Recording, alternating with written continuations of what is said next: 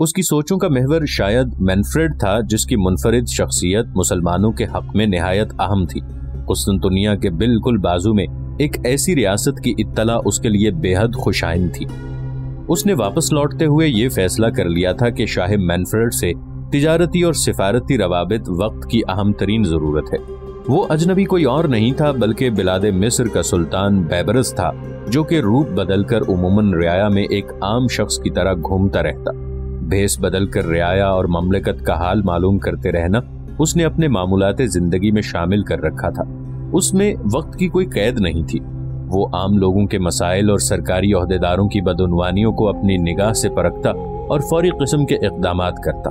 نصرانی تاجروں سے ملاقات محض اتفاق تھی کہ اس وقت جب وہ لوگ قاہرہ میں داخل ہو رہے تھے، سلطان بیبرس ان کے قریب موجود تھا۔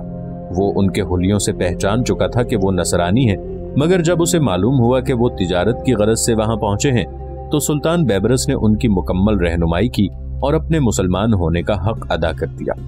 یہی وجہ تھی کہ اللہ تعالیٰ نے اسے فوری اجر کے طور پر ایک ایسے مددگار کی خبر دی جو نصرانیوں میں رہتے ہوئے مسلمانوں کی حفاظت کر رہا تھا۔ سلطان بیبرس نے اس صورتحال سے فائدہ اٹھانے میں مطلق تامل نہ کیا اور دوسرے ہی دن مملکت کے ایک سربرآوردہ عالم جمال الدین ابو عبداللہ محمد بن سالم معروف ابن واصل کی سرگردگی میں ایک دوستانہ سفارت تیار کرتے ہوئے شاہ مینفریڈ کے دربار کی جانب روانہ کر دی۔ علامہ ابن واصل نے پہلے بلاد شام کے شہر حمات میں سلسلہ درس و تدریس کیا اور حالات کی کشیدگی محسوس کرتے ہوئے قاہرہ کی راہ لی۔ قاہرہ میں چند ہی سال میں ان کے علم کا غلغلہ ہو گیا اور انہیں امام وقت تسلیم کر لیا گیا۔ سلطان بیبرس نے ان کی علمی خدمات کے پیش نظر انہیں قاضی کے عہدے کی پیشکش کی، مگر انہوں نے معذرت اختیار کی۔ علامہ ابن واصل علمی فضائل، خداداد ذہانت اور فصیح بلیغ خطابت جیسی خوبیوں کے جوہر سے مالا مال تھے۔ سلطان بیبرس کی نگاہوں میں اطالیہ اور صقلیہ کی سفارت کے لیے ان سے بڑھ کر کوئی اور موضوع قرار نہیں پایا۔ ذیقعد 659 ہجری میں اہل مغرب کی جانب سلطان بیبرس کی دوستانہ سفارت روانہ ہو گئی۔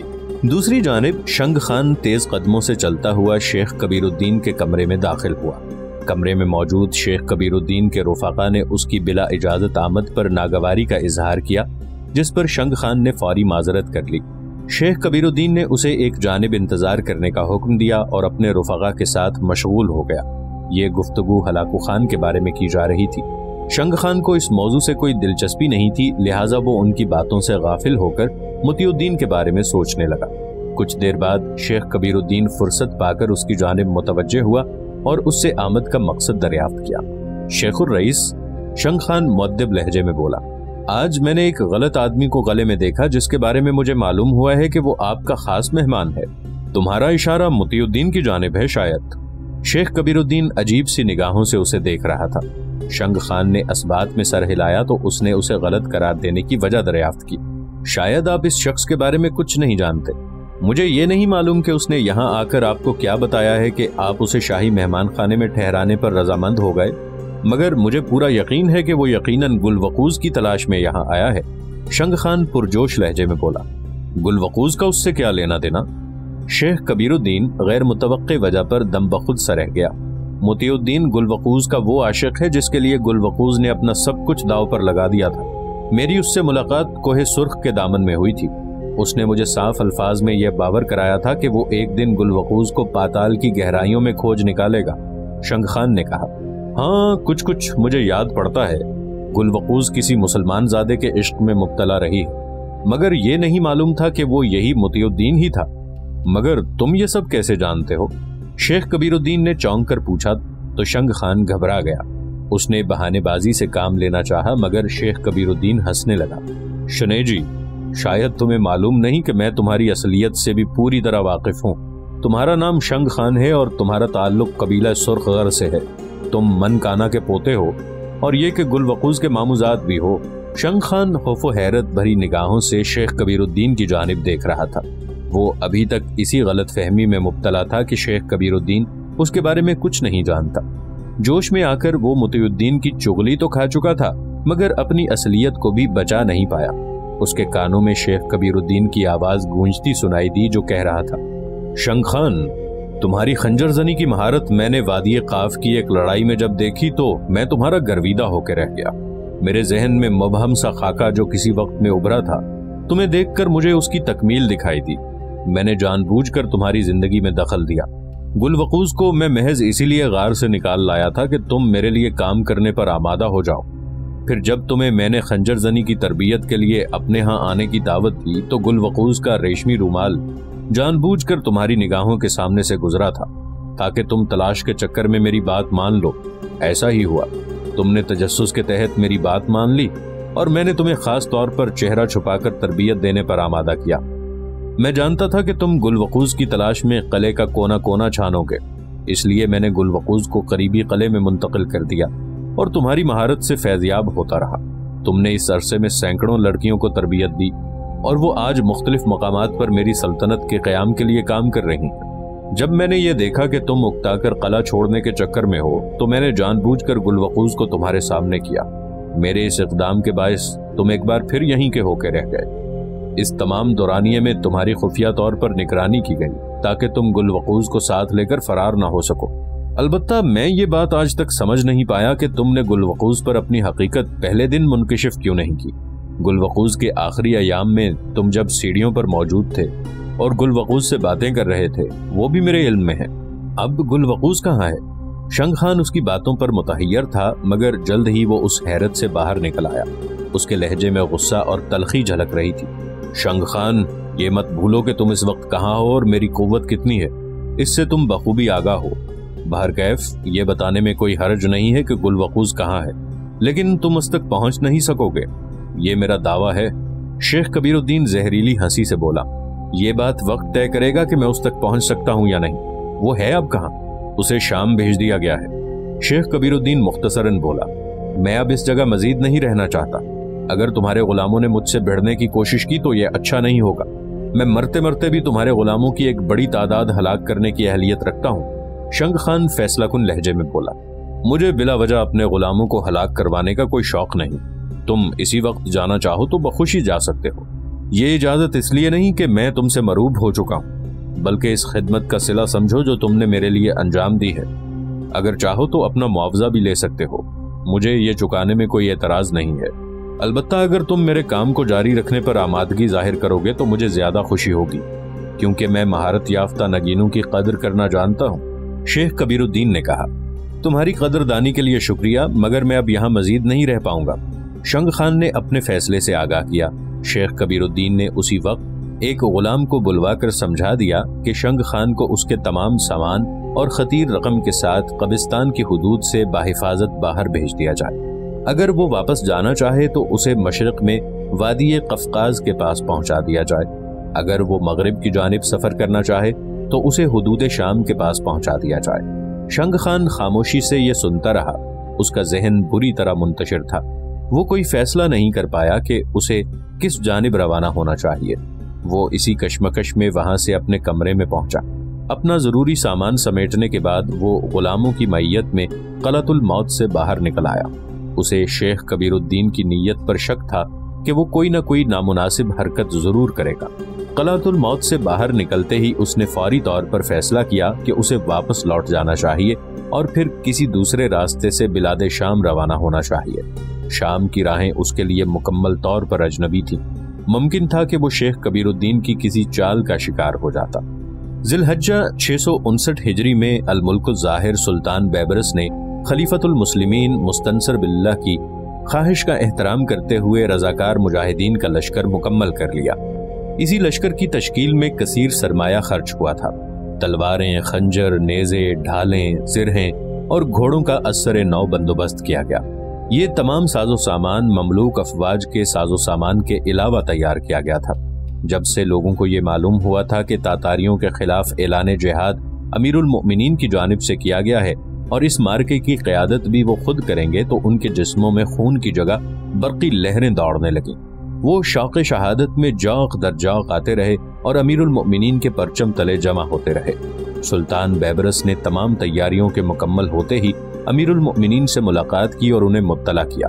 سلطان بیبرس نے بارگاہ خلافت میں ایک بار پھر درخواست کی کہ امیر المؤمنین اس مہم کا بار خود اٹھانے کی بجائے किसी तजर्बेकार सालार के कंधों पर डाल दें। खुदा न खास्ता कोई हादसा रूनुमा हो गया तो लोगों का एतबार खिलाफत से उठ जाएगा।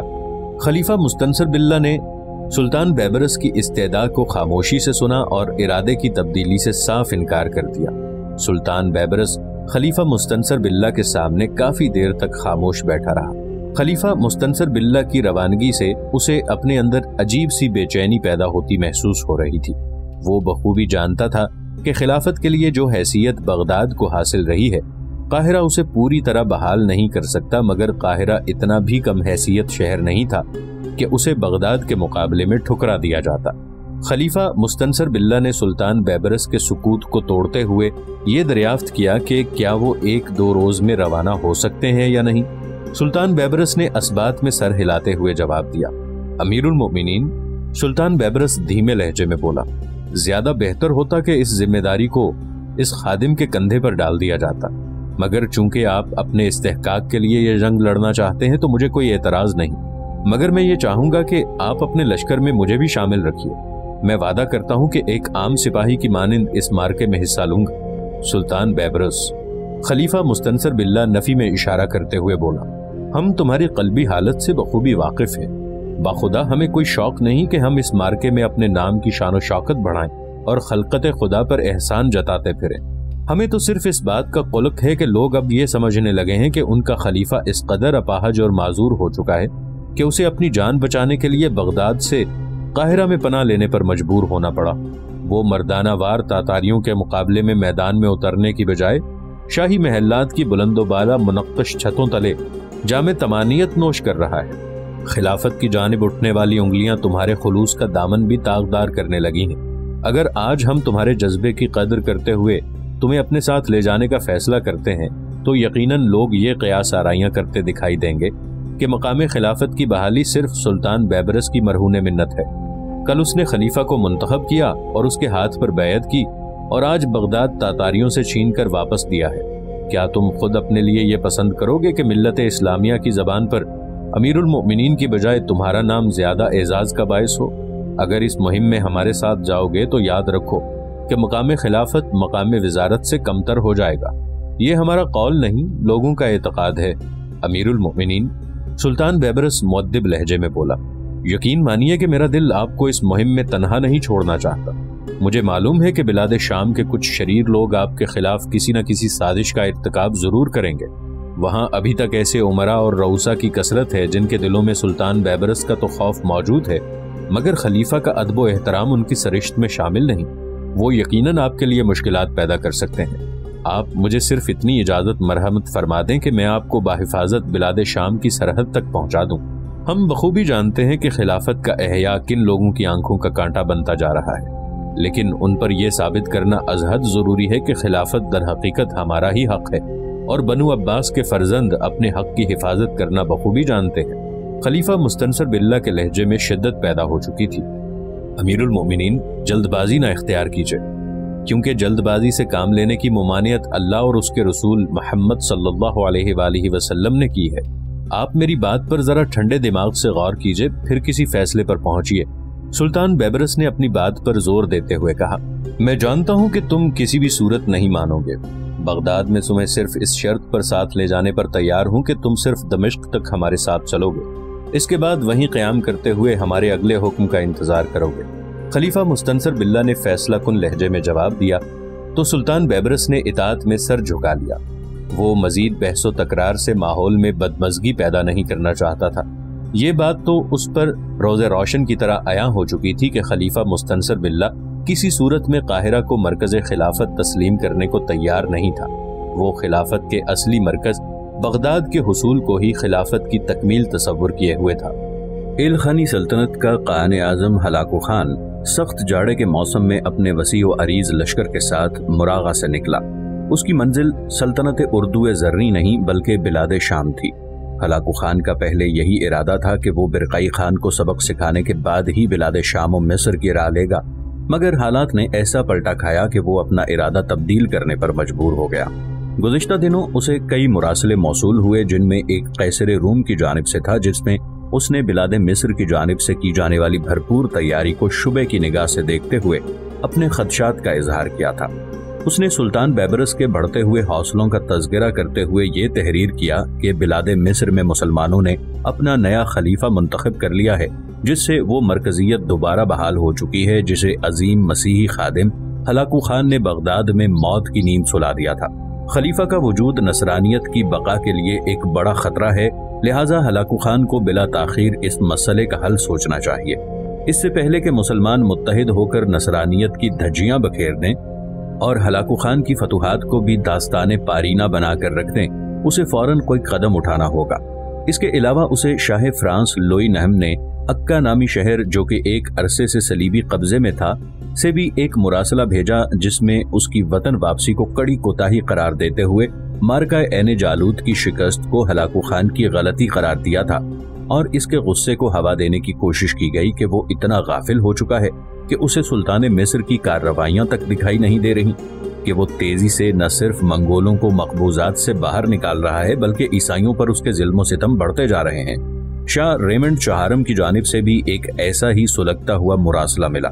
اس کے علاوہ سب سے اہم مراسلہ اسے اپنے پرانے حلیف بدر الدین لولو امیر موصل کے بیٹے علاؤالدین لولو امیر حلب کا ملا، جس میں اس نے خلیفہ مستنصر باللہ کی تیاری کا احوال بڑی تفصیل سے درج کیا تھا۔ اس نے واضح الفاظ میں یہ باور کرایا کہ خلیفہ اسلام کا مقصد نہ صرف تاتاریوں کو کچلنا ہے بلکہ بغداد بھی ان کے قبضے سے واپس لینا ہے۔ یہ نہایت اہم اطلاع تھی۔ سلطان بیبرس اگر اس مہم کی قیادت کر رہا ہوتا تو شاید اتنی اہم بات نہ ہوتی، مگر خلیفہ اسلام کا لشکر کے ساتھ پیش قدمی کرنا بے حد خطرناک تھا۔ اگر وہ اپنے مقصد میں کامیاب ہو جاتا تو ہلاکو خان کے نام کا چھایا ہوا خوف مسلمانوں کے ذہنوں سے زائل ہو جاتا اور منگولوں کی سرزمین کی جانب اسلامی لشکروں کا نہ رکنے والا سلسلہ شروع ہو سکتا تھا۔ اس خبر کے ملتے ہی ہلاکو خان نے فوراً اپنی مشاورت کو طلب کیا اور ان سے صلاح و مشورہ کیا۔ قریباً سب عمراء اور رفقاء نے متفقہ طور پر یہی مشورہ دیا کہ بلاد شام کی جانب فوری کوچ کرنا وقت کی اولین ضرورت ہے، لہٰذا ہلاکو خان نے بلا تعمل اپنے سالاروں کو مراغہ سے نکلنے کا حکم سنا دیا۔ ہلاکو خان نے مراغہ سے کئی کوس دور اپنا پہلا پڑاؤ ڈالا۔ اس قیام کا مقصد وہ مشترکہ عبادت کرنا تھا جس کی بدولت منگولوں کے بدن شجاعت و بہادری کی قوتوں سے بھر جایا کرتے تھے۔ سورج کے طلوع ہوتے ہی عبادت کا آغاز کیا گیا۔ ہلاکو خان نے اس عبادت میں مرکزی کردار ادا کرتے ہوئے جاویدانی آسمان کے خدا سے اپنی فتح و نصرت کی خصوصی دعا کی۔ اسی قیام کے دوران اسے برقعی خان کی افواج کے خروج کی اطلاعات ملی۔